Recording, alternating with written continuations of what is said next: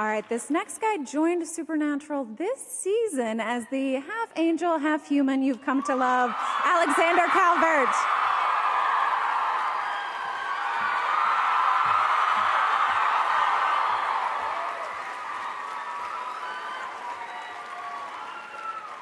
All right, we're going to see how far I get on this next one. His Disney princess hair gives him extra padding. Jared Padalecki.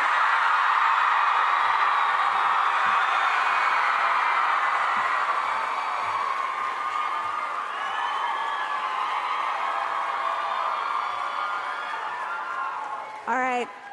All he needs in life is bullets, bacon, and booze. Jensen Ackles.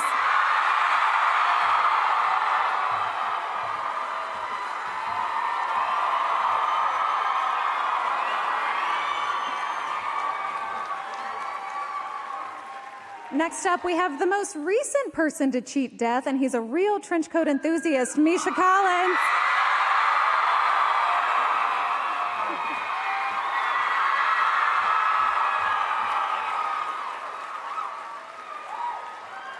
One of the men behind it all, executive producer Andrew Dabb.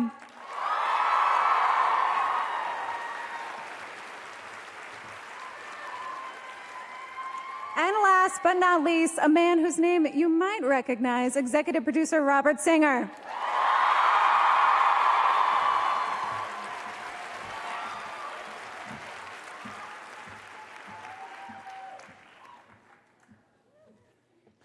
All right.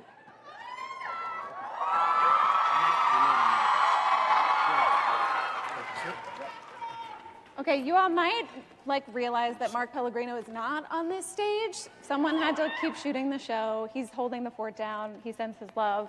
All right, Scooby Natural. It just happened.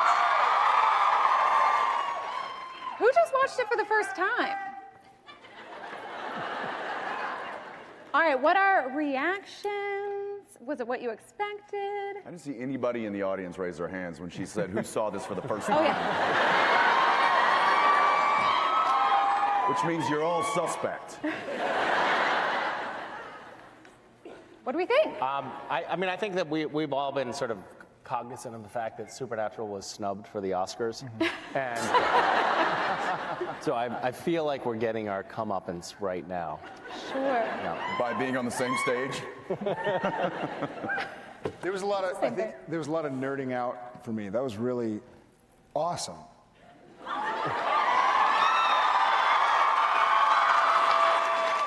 Should we just do that for an hour? How awesome was that? How awesome.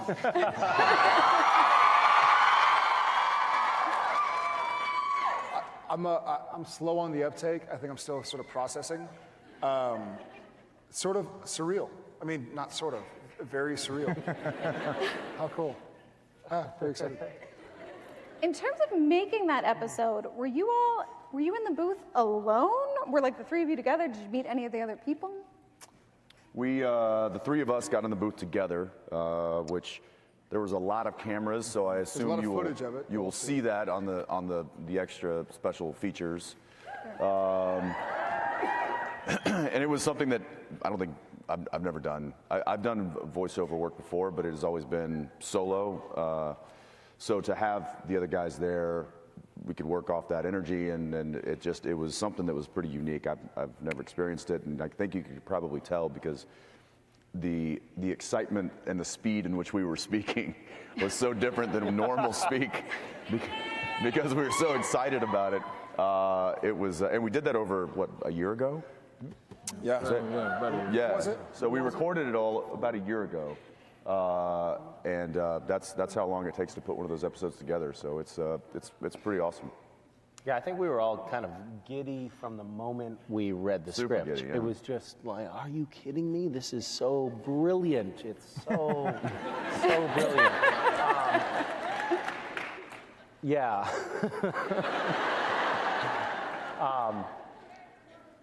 Yeah, I think we're all super excited. What was the genesis of the idea? What did you guys? Where did that come from? Sure. So one of the writers of the show, Jeremy Adams, who I've known for a long time and has written a lot for Warner Bros. Animation, calls me probably November 2016. He's like, has anybody ever thought about doing a Supernatural Scooby Doo crossover? I was like, why hasn't anybody thought of that? Because the answer is no. So obvious. So obvious. We had talked in previous years, like Eric Kripke at Edland. I remember being in a room with them. They're like, could we put an animated element in it? Could we do like a Roger Rabbit thing? The animation's really hard to do, and obviously, as these guys just said, it takes a lot of time. And I kept saying no. And, and Bob was like, never. I'll never direct that episode, I'll tell you that much. But, you know, we were like, that's a really great idea. Warner Brothers Animation, to their great credit, was always behind it. Warner Brothers Television was up behind it. And then we got very fortunate, and last year we got our pickup very early in January. So we were able to start almost immediately and get the script written and get these guys recorded. We saw an animatic in April. They started animating in July, and I think we saw final animation in January. Oh my gosh. Did you have any major changes? No. Those guys know what they're doing. Like, those guys know what they're doing. You know what I mean? They're professionals and they're awesome, and everything we gave them, they made a lot better and a lot gorier. Sure. You know, you write sees a dead body, and now you got somebody hanging with like a stump, and it's, you know, it's awesome.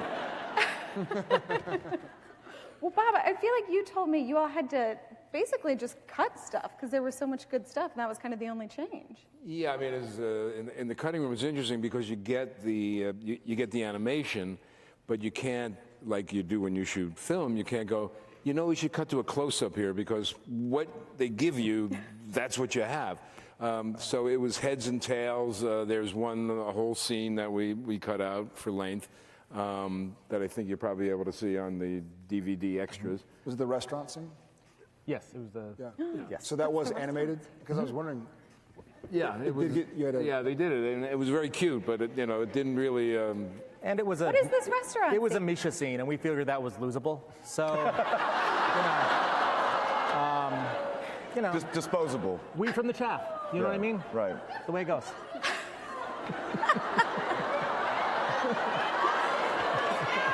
No, I'm okay. I'm okay. I'm okay.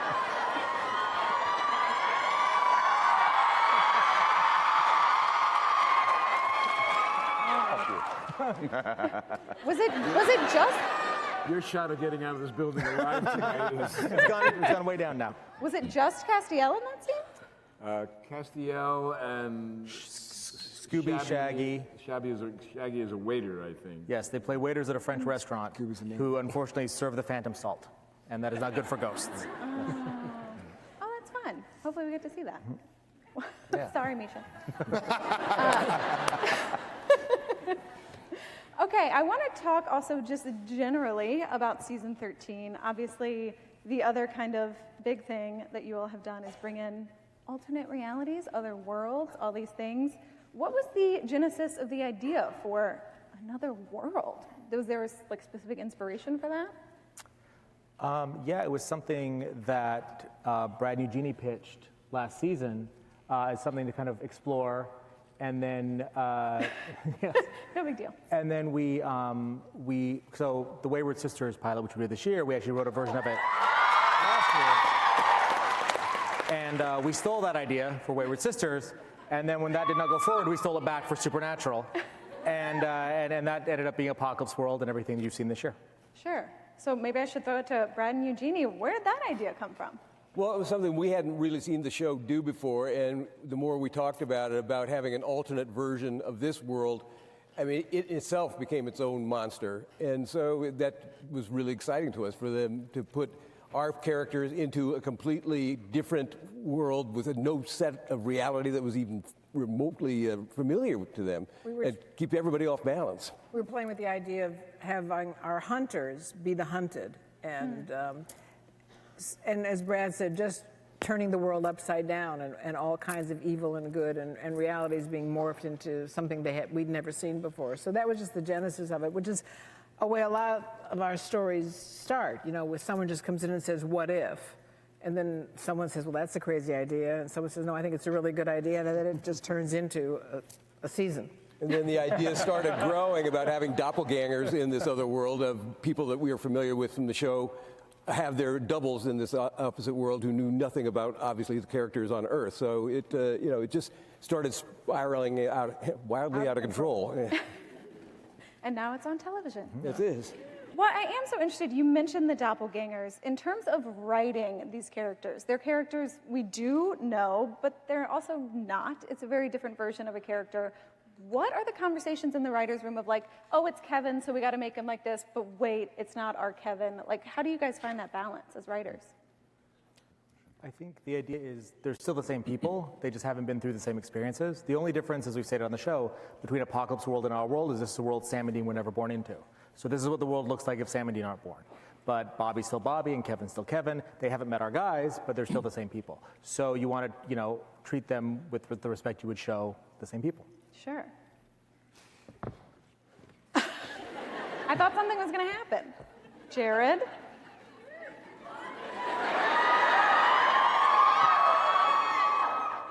A question just occurred to me that I don't know if I'm allowed to ask of y'all.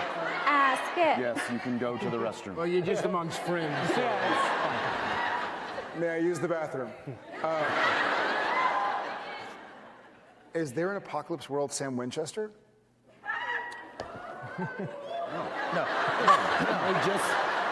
just literally just said that these are the worlds that the brothers were not born into.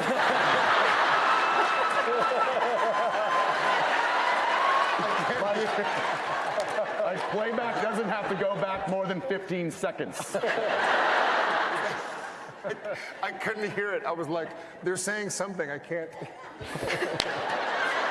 Yeah, no, there's Is no there- Winchesters in these alternate worlds. So wait, I have a question. Is there an Apocalypse World?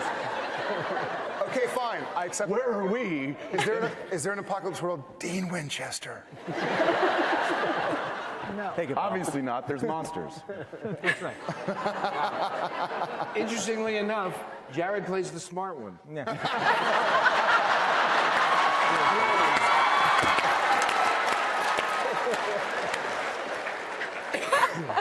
Plays. Pretends. In the animated sides. Well, outside of Apocalypse World, we've seen the bad place. We kind of got a glimpse that there are obviously many other places just in the universe. Is that something that you all would like to explore, like other alternate realities? Good answer. She's in. This is all part of our plan to morph this show slowly into sliders. So, yes.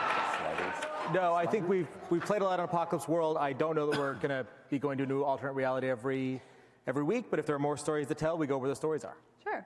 I feel like there has to be like an uplifting alternate reality where No. Not on this show. No, not on the show. No, nothing but bad places. I want to touch on something you guys introduced this season, which was the Big Empty, which Misha. Wow. All right. The empty. That was the Misha, will you tell your wife to quiet down?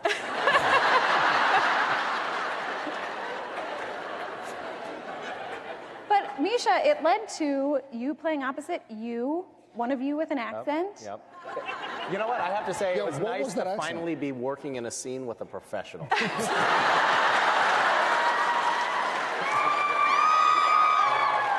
Someone who just shows up, knowing their lines. Where was that? Not fondling you below the waist. Where was the professional from? I couldn't place it. He was from the mid-Atlantic. He was born on an oil rig in the mid-Atlantic. I thought that. Yeah. I thought so. I couldn't It's place an it. unusual accent. It's a dialect Yeah. we're not familiar When we first saw Dahlias of Misha being this alternate Misha, Andrew and I kind of looked at each other and go, what the hell is that? Yeah. But it grows on you. I nailed it. That's what I was Yeah. going for.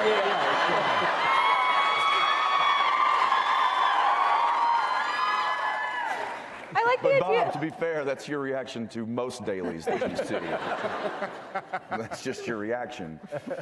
I love the idea that Misha got a script and it's just like normal guy and he just like went ham on it. What was the process of shooting that scene though? I mean, obviously it took a lot of time.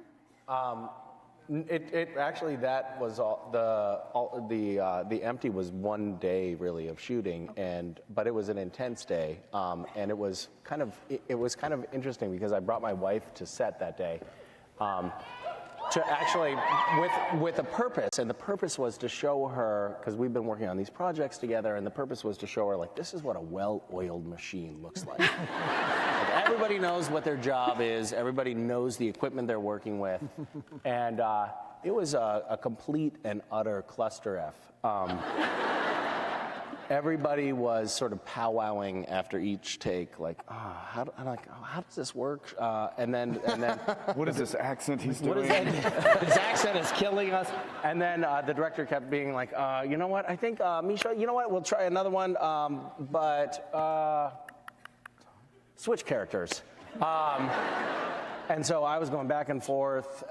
It felt like it was really kind of an experiment, and I think we sort of figured it out. The accent never found its way, but yeah, it was an interesting day on the set and kind of unique. Yeah. And now here we are at the Oscars. How many bloopers are there of Castiel with an accent? None. Zero. Really? No bloopers. I don't. I will not sign off on those bloopers. Well, another. Oh, no. It's gone. No, it's gone.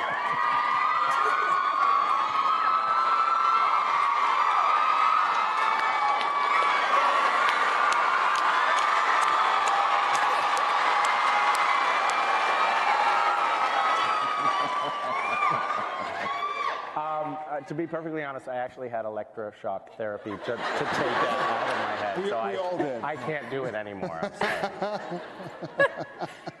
Is the Big Empty a concept or a place that like we want to visit again? Was that kind of a one and done situation? We might visit it next year. Okay. We're talking about it. Sure. Next year.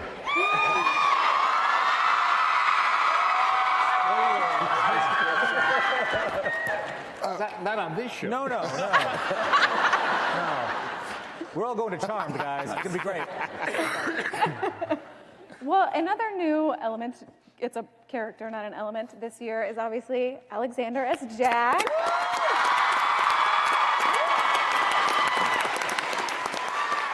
What has this experience, was it what you expected? In one word, traumatizing. No, it's been great. Yeah, getting to work with these. He doesn't believe me. That's fine. I like going to work, minus some of the other extra stuff. Well, to be fair, you were basically naked for like the first 3 episodes. I really was. Yeah. I mean, that's traumatizing for all of us. Yeah, fair. Showing up on set was definitely nerve-wracking with no wardrobe. Yeah, and I was like, yeah, I'll just stand in front of them. Hopefully they don't laugh or anything, No, it's been good. It's probably pretty nerve-wracking. Yeah. Nice to meet you, Alexander. I'm naked. Yeah. Go sit in that corner, please. Great. And it's red, there's not a lot of nudity on Supernatural, so you should feel special. Yeah. I guess I singled do out. now, yeah. But for Andrew and Bob, in terms of casting Jack, what was it about Alexander that stood out? The naked All right. Let's not.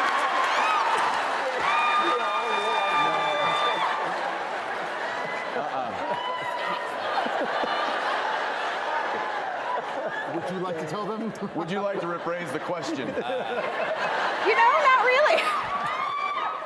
Don't know how to go about. What was it about his acting ability? There you go. We saw a lot of people for this part. Knew it was going to be a season long and maybe more part. I think when we saw Alex's audition, at least internally, we said that's the guy.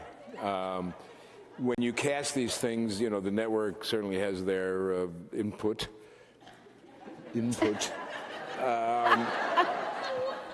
But I think we were, I think Andrew and I were, we sort of put our foot down as much as we could, and we said, this is the kid, and he hasn't disappointed once. And just so you know,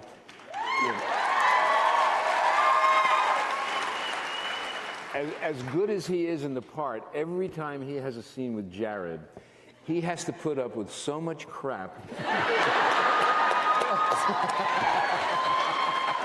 It's been the ultimate test. Which is good for Misha, because Misha isn't the butt of it. Yeah. But he hangs in there like grim death. So if you love his acting, it's even better than you think. These are the takes they can use. I still love the Misha found a friend. We could write a book together. It would be acting under duress. Yes. It's called, what do you call it? Obstacle acting? Obstacle acting. Yeah. Just trying to navigate your way. Obstacle course. True story. One of our directors, Nina, who we love and adore, was shooting Alex's close-up, and In Tombstone. Yeah. and we'll call it light hazing, got so bad That's that what she. my lawyer's calling it, too.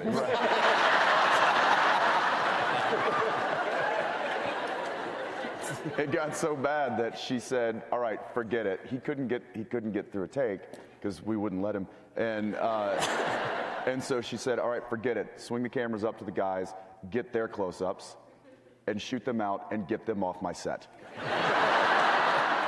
So that we can go back and shoot Alex's close-up without them here. Well, I love Alex's reaction because he had done like 1 or 2 or 3 takes, and he's like, "That's it. They're Oh yeah, she didn't tell him what the plan was. She was like, "All right, we're done with that. Let's go up to the boys." And he's looking, it's like, I was laughing through every take. And we're like, There's not a good take. There's nothing they can use. And so they move on to us and film us out. And Alex is like, "My God, I didn't even really get a close-up because they were messing with me." And so we finish our close-ups, and it's like, "Okay, it's a wrap on Jensen and Jared. Okay, put the cameras back on Alex now." And he's like, "Oh, I do get a close-up. They're just in the voice." Only Misha and Alex have ever kicked us off our own set. Bravo. When you guys are casting a character like this that you know is going to be like so close to Sam and Dean, is there any sort of like chemistry read, or is it just like go meet Good Jared? luck. It's called the first episode. Yeah. Rehearsal. So you just throw them in there? Oh, yeah. Yeah. I think that one of the things that Alex, just to be serious, that Alex has is that he's a complicated character who's half human with the potential for good, and half Lucifer, who is sort of the definitive bad. And so when you see him on screen, at least in the audition, he had, and he's only lived up to that, a real dangerous quality, and you don't know which way he's going to go. There's a striving for good, there's a striving for redemption, and a lot of the characters try to find their own personal redemption through him. And none of that is articulated in language, but you can just see it sort of play across his face, that he is torn between two sides of the human condition, nature versus nurture, and who will he emerge as? And he can do that without saying a lot of words. And that, I think, was a real intangible that no one could plan on asking for in an audition, but he just delivered. He showed up.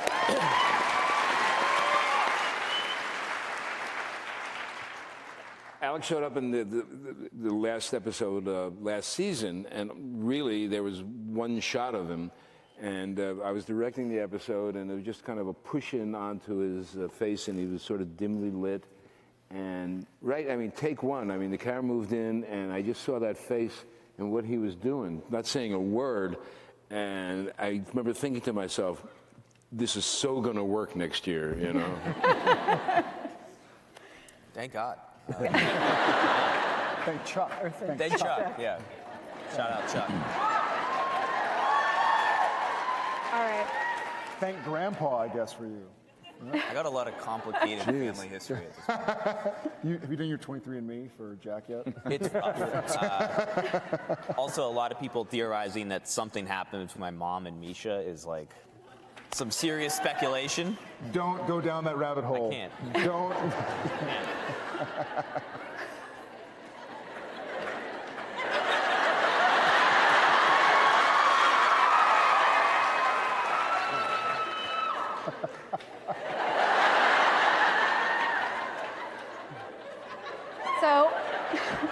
That's a guilty look. Yeah, sorry. We're going to keep moving. I want to talk about Sam because apparently the fandom seems very concerned about Sam. If I'm like, hey, what do you guys want to know? It's like, is Sam okay? What's happening with Sam? Yeah. Is Sam okay? What's happening with Sam? Sam is okay. I know the last time we saw Sam, he and his brother had sort of had a conversation about, and I love what the writers, I had a question earlier today about, hey, y'all are probably the only actors on a 13-season show and the only actors who haven't become producers after 10 years. Why not? And I was like, you know what? I think Jensen and I both, it's a mutual, I wouldn't want to do what these four folks and the rest of our writers and producers do. I would not be good at it. I think it's a mutual respect. I know that they have the story in their hands, and I'm confident that they're doing an amazing job, and I hope that they are confident that I'll be able to put the words on the page, onto the camera. That having been said, what they do with my character, it feels right up my alley. It feels right up Jared's alley. You know what I mean? Like I love that. I love vacillating between, hey, I think I'm doing a good job. I know I'm trying my best. I know we're getting a lot of wins, but focusing on the losses instead. And I think Sam has a problem where he focuses on his failures. If he saves 1 million people, but fails at saving 3, he's going to focus on the 3. And the writers and producers have seen that works for the character, and it's kind of been part of the archetype all along. It's the same as Luke Skywalker, Harry Potter. It's the Joseph Campbell mythology. And to have the protagonist who kind of more beats himself down as opposed to just fully realizing his potential. So that having been said, Sam's fine, and I think he just is at a place with his brother where he bounces stuff off him and vice versa. So I'm excited to keep exploring it. And we see Sam kind of go to the nth degree this season and really give it all he's got to try and make the world a better place. And for me, that's exciting. All right.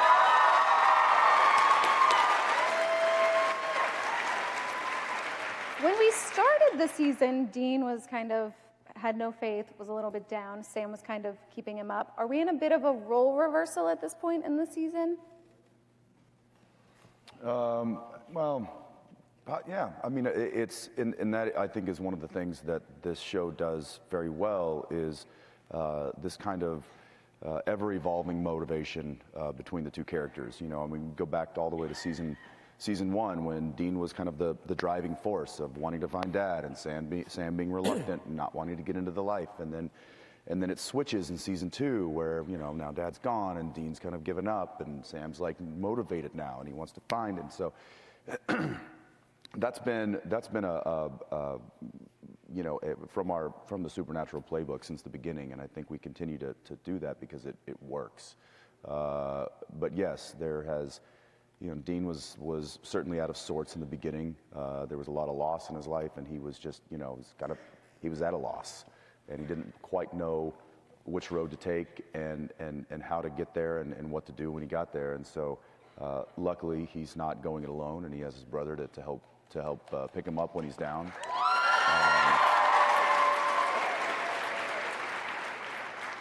And as the season progresses and they start getting wins, then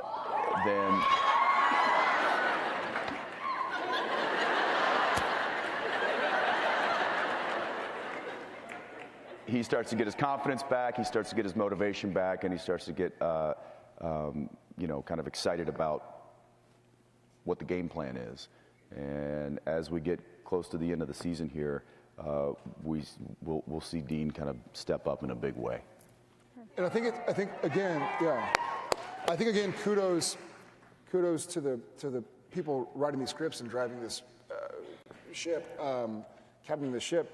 It mirrors life so much. We've had the opportunity with Supernatural. It's been so unique. With this season, we end at 287 episodes. So we have 200 plus hours of storylines, and life is cyclical. And sometimes you're there for your friend or family member or whatever. Sometimes they're there for you, and it goes round and round and round. And I see a lot of familiar faces that have been with us for many, many years, some for all 13 years, some for a more brief amount of time, but no less excited. And it's just, it's a great, in this weird, bizarre, fantastical, supernatural world where, you know, sometimes you end up animated with Scooby friggin' Doo. You still get to see, it mirrors life, and sometimes you're the support, and sometimes you're the one being supported. As a wise man once said, sometimes you eat the bar, and sometimes the bar eats you. I like that it mirrors life came after. Sometimes you're animated. It mirrors. That was a non sequitur. That was a bit of a tangent. We just He's learned animated every day. All the time. All the time. I'm just a hologram. Which Winchester gives the better pep talks? Ooh. Fight!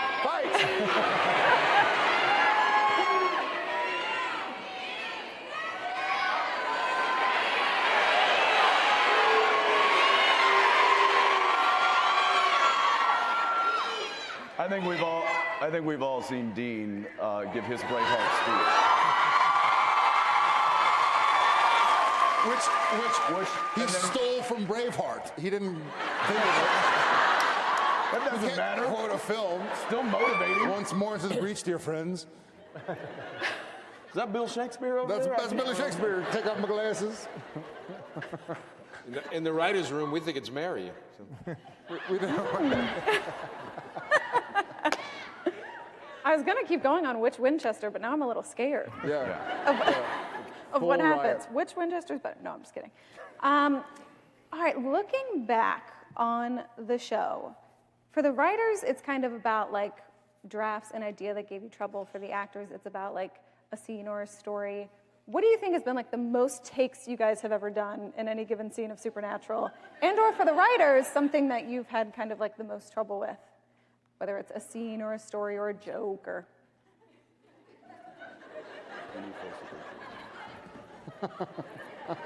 Wow, apparently no trouble. It's all perfect. It's easy. I can tell you how they contribute. This is sort of, you won't get this on every show. I was directing an episode, I can't even remember which one it was. We're just about getting ready to shoot a scene with Jared and Jensen, and they came in and said, this doesn't feel right. We think Jared should have Jensen's line and Jensen should have Jared's line. And I went, really now? Bob's like, in all my years. And I said, okay, read it. And they did. And I went, you guys are absolutely right. And they just switched parts. So they're so in tune with their characters and how they feel that it kind of makes it easy for us, because if they know, you know, generally we know, except when we wrote it wrong and they said, no, we're going to switch this. So it's, I think there's kind of a symbiotic relationship with the actors and us in the writer's room.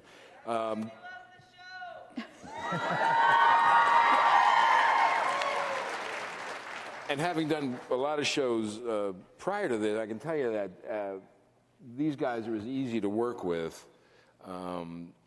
When they have a problem, they come to you in a respectful manner and say, you know, we think of maybe this, and it's the same way on the set. They're both really camera savvy. They both have great ideas about how a scene might be blocked. And as a director, if you just, you know, don't get so locked into what your plan is and be able to listen to them, generally those scenes turn out better because of their input. Thanks, Bob.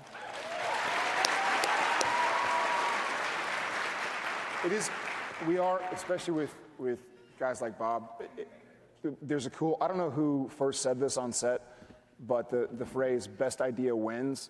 It's sort of the lack of ego, and the director has this idea, the camera operator has that idea, the actors have this idea, and then when they all spout their ideas, even though the director is captaining the ship, if the director's like, oh, if it's Bob or whomever it is, they'll say, wow, yeah, that works, great. And there's no like, well, no, I didn't, there's no sort of ego like, I didn't want it that way. Or I wrote, you say won't, not will not, or whatever it is.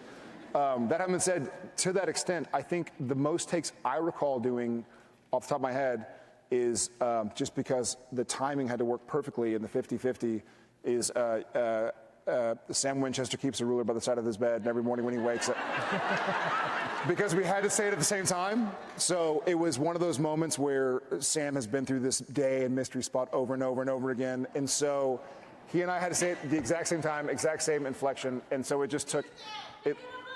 I don't know what the lines are. It is. Only if Misha does his accent.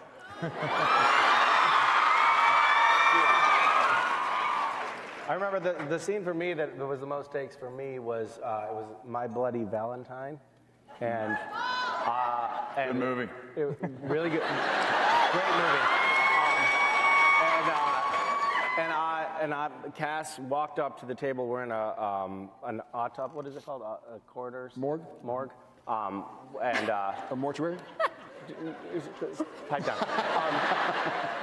I walked up to the table and I was delivering my, Cass dialogue, blah, blah, blah, blah, and Jared and Jensen are on the other side of this stainless steel table, and every time I walked up, Jared had a broom handle in my crotch, and I was just laughing, and so I'm not good at. He was giggling. I was giggling. I was giddy. And I'm not good at not laughing. Right, Bob? Not good at that. It's not one of my strengths. So finally, the first AD took the broom handle away from him. And then Jared continued. I was delivering my dialogue. Blah, blah, blah, blah. Jared continued to be, annoying. He had a foot, and he was making faces. And then finally, Jensen was like a friend on the set. Said, "Hey man, don't deliver the dialogue to him. Just say it to me." And I was like, "Thank you." And so I said my lines. I walked up to the stainless steel table. I said my line rah, rah, rah, to Jensen, and Jensen went.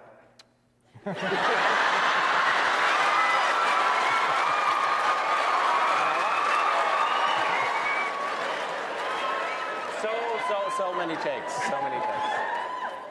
Teamwork.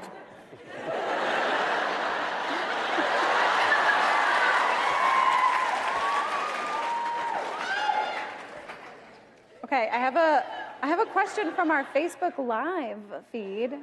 We're live on the Facebooks. Who's live? I mean, we are. What? We're live. Oh God. All right, Lindsay Ann Beard would like to know, is there a famous haunted location that you would like to see in a future episode? There you go. There are two for me. Winchester Mystery House would be awesome. And there's one that I consistently forget the name of, but it's supposed to be the most haunted place in America. It's like a hotel in Colorado. The Stanley. The Stanley. Yeah, that's supposed to be. I want to go stay there. It's going to be scary. Is it? I didn't stay, but I've been. And? It was traumatizing. No. It was really Stanley scary. and Winchester. Yeah. Well, That's true too. Gorgeous and traumatizing. the gorgeous. The gorgeous what? No, the Stanley is gorgeous. Oh, it's gorgeous. Got it. It's a beautiful Was it building. the gorgeous? Yeah.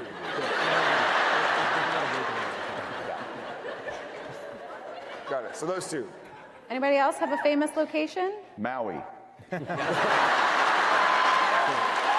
be haunted. Lots of ghosts. Gotta be some ghosts in Maui. That's Boat. A baby boat. Jensen only speaks in one word. For the rest of the panel. All right. Now is the time for you all to ask your questions. We're going to throw it out to you. We'll bring the lights up. Raise your hand. I will call on you. You will get a mic. All right, let's go right here. How many people are here? I have no idea. Yep, right here. You're heading the right direction. Wow. We're very popular. Yeah, that's a lot. It goes up.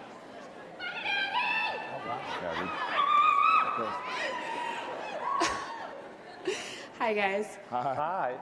So, I was wondering, what's the difference between preparing yourself for an actual episode and something like this? It was an actual episode. Wait, are y'all not going to air it? Do you mean this or this? Do you mean the episode, Scooby? Are you talking about being on stage? Yeah. Voiceovers. Okay. Acting out. Okay. For a minute there, I thought it was a good question.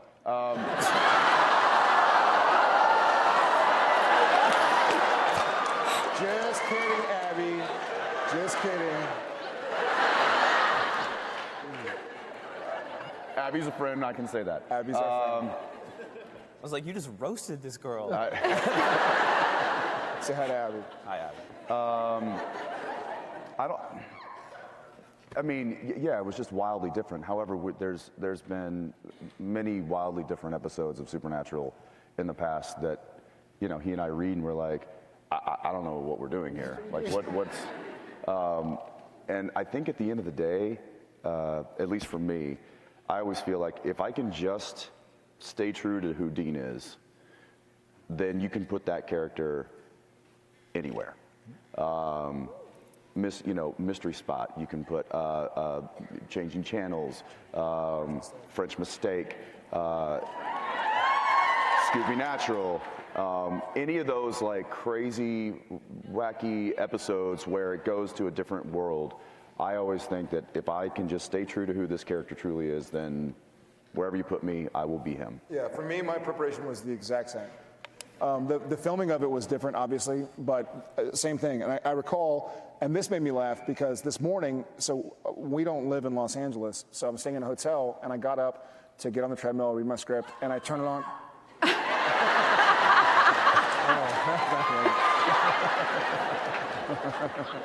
And I turn, and there's a little TV on the treadmill, and I'm flipping through the channels, and I get to TNT, and it's French Mistake. And so I'm trying very hard to kind of surreptitiously watch it while no one sees that I'm watching myself on a treadmill. Every time somebody's walking behind me, I'm like, oh, where's CNN? Mueller in Russia. I don't know, the machines. But I was laughing knowing that today we were talking about Scooby Natural, which,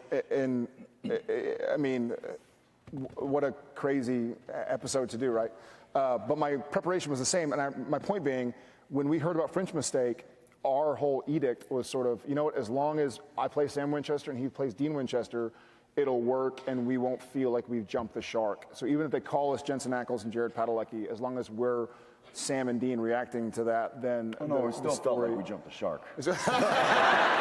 Many times. Yeah. For me, it's been the same. They just forgot to tell Good us. question, Abby. All right, I let's don't- go double horns. Sure. Hi. 3 things. 1, I love your ring. I'm a big ring wearer myself. All right. 2, the show is so amazing. It reminds me of a Stephen King novel. It's a well-told story. I'm excited to get to the end, but I don't want to get to the end because then it'll be over. So, and 3, yes, truth or dare.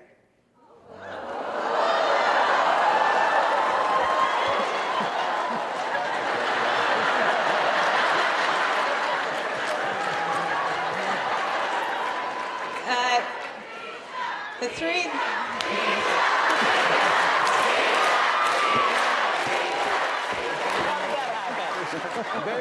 The people have spoken, Misha. Truth or dare? And I feel like it should be a dare. I mean, obviously, dare's Dare! That was a bad mistake. Will you thumb wrestle me?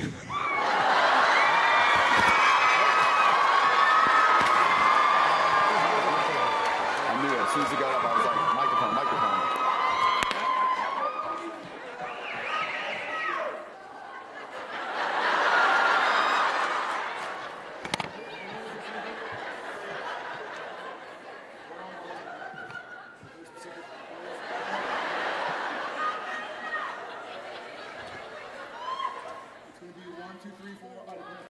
This is what it's come to. This is what it's come to.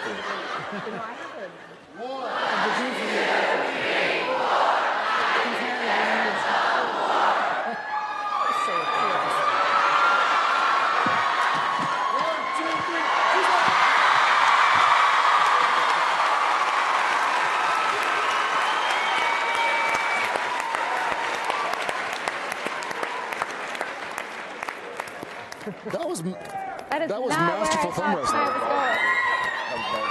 All right, That was let's ballsy. do I was like, oh the God. red shirt right behind you, sir. If you look to your right, yeah. This is awesome. Didn't see that at the Oscars. So I just want to know what you love most about doing this show, all of you, because obviously you've done it a long time. There's something that's holding you there. What is it? Could be any of you. That's a good question. It's a great question. Alex, what's been keeping you here for? And don't play yourself, okay? What's keeping for me? Yeah, Bob, you should probably take this. Yeah, one. for me, Jared Jensen said they would kill me if I left. So. That's true. Very, very, very true. It's more self-preservation than anything You else. also weren't supposed to tell anybody that, Bob. That's right. We made him an offer he couldn't refuse. No. You know, there's many reasons that I still truly enjoy doing this show and working with these people, and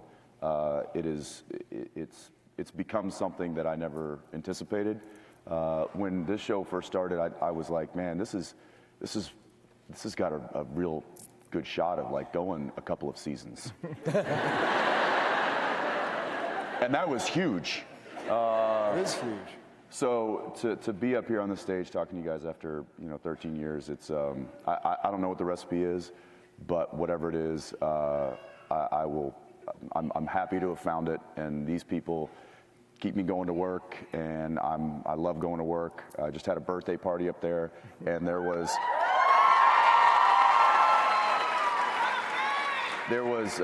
my wife threw me a surprise party, and the whole crew and cast, not only present but from the past too, showed up, and it was those people that keep me fighting every day and getting up and doing what I love.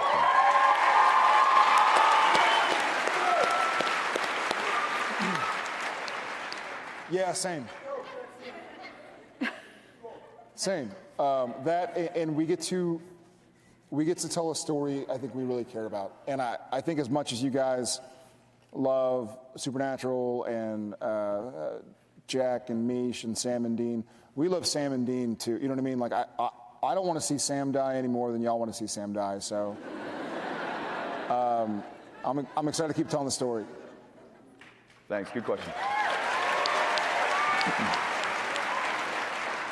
All right, let's go to the guy in the glasses way far over here.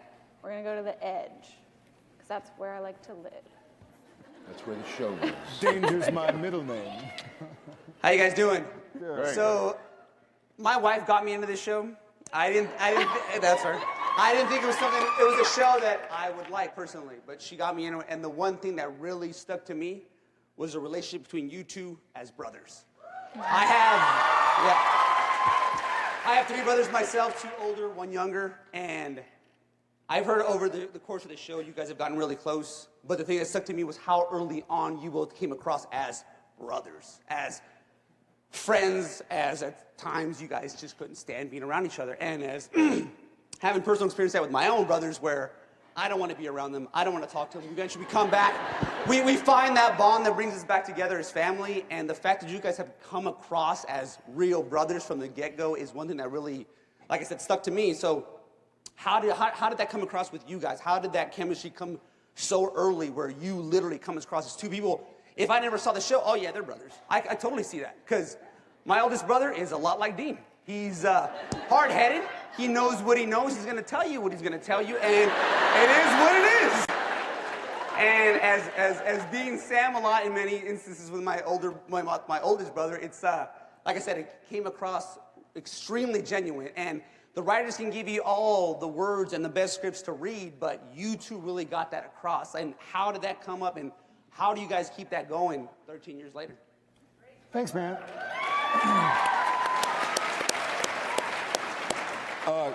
Great question. Welcome to the family. Thanks, wife. Super cool. I again, to parrot something he said a moment ago, I wish I had the recipe. I think the basics were you're not going to do it without the right words. You know, you can write, you can have De Niro and Pacino read an awful script and they can't make anything happen. So we had the raw material to work with, and then I think we just got each other. We were both really grateful to be in the position we were in. We were both willing to work hard, put in the extra hours. Young and hungry. Young and hungry, and just, I mean it. Like, it was one of those, you know, you're not going to work me too hard. 16-hour day, fine. I got to fly there, fine. He and I both were just there, committed to the script. We loved the characters. We trusted the writers, and we went for it. You know, I mean, we didn't hold back. We went for it, both personally. We also have a lot in common just on the paper. You know, from where we grew up to who our football team is to. We both have older brothers and younger sisters, and our family kind of raised us similarly. Our parents still are married to and then live in the homes and the areas we grew up in. And so we had a lot of raw material just literally on the page that we had a lot to share, a lot in common.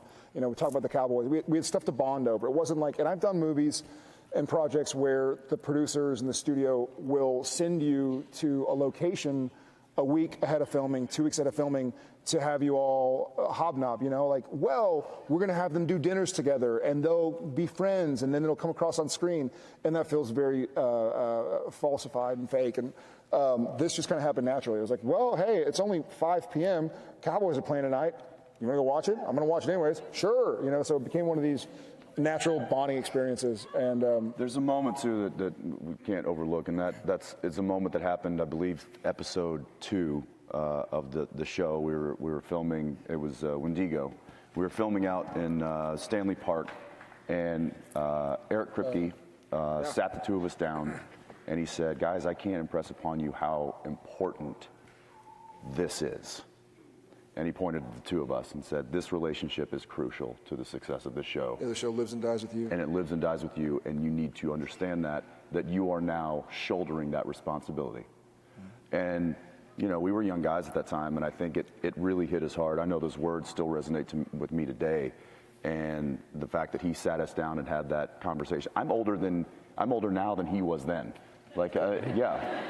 So he was giving us a pep talk, and he wasn't much older than us, and that pep talk, I think, has sustained us for quite a while. And he and I instantly grew up in that moment and said, you know what, we're going to have to be super adults about this, and we can be children later when Misha joins the show.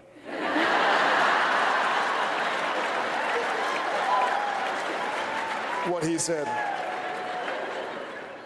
But you two also do, in the real world, love each other like brothers. I mean, you spend a lot of time together, and you're good friends, and you've actually spent the bulk now of your adult lives together, believe it or not. You've actually literally grown up together, I'm sorry to say that, and infected one another with each other's personalities. I mean, it's really depressing. It's sad. It is. Yeah, it didn't help it didn't hurt to legitimately care about everybody on this stage, frankly. But yeah, I think a mutual trust, you know, yeah. When it works, it works. When it works, it works. Thanks, buddy.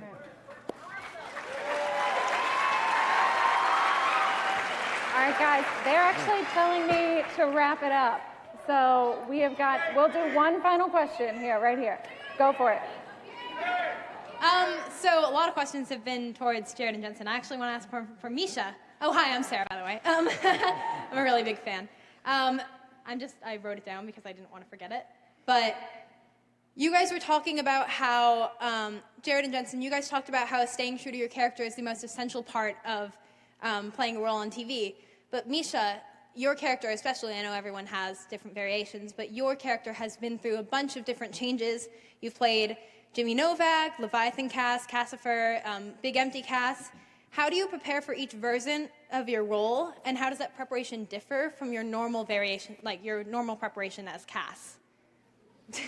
Sorry, it's long. In one sentence, please.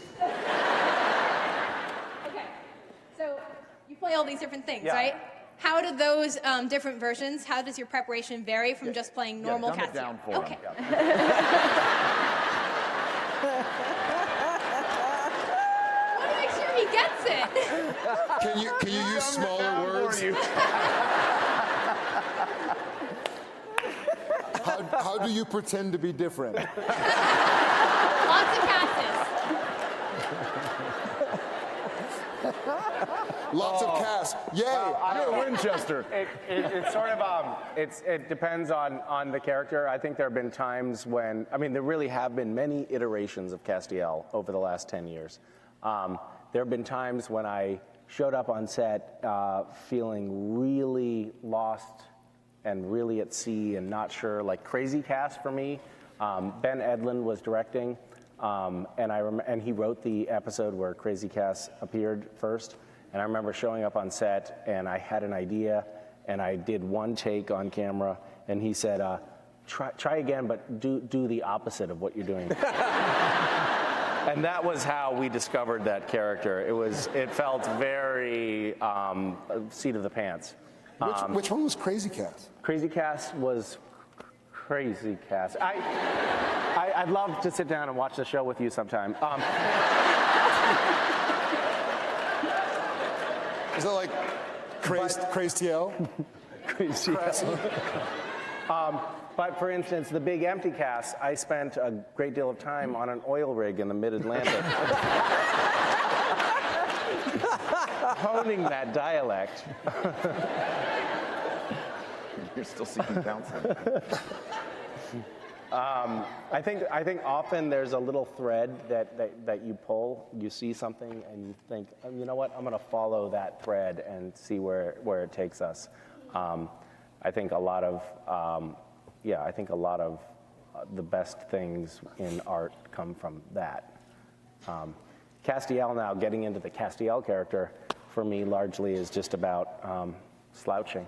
That's all it takes. I just have to hunch over and I'm Cass. That's it. I love the idea that somewhere on an oil rig in the mid-Atlantic, somebody's watching Supernatural's like, wait a second. I don't remember him. He sounds like one of us.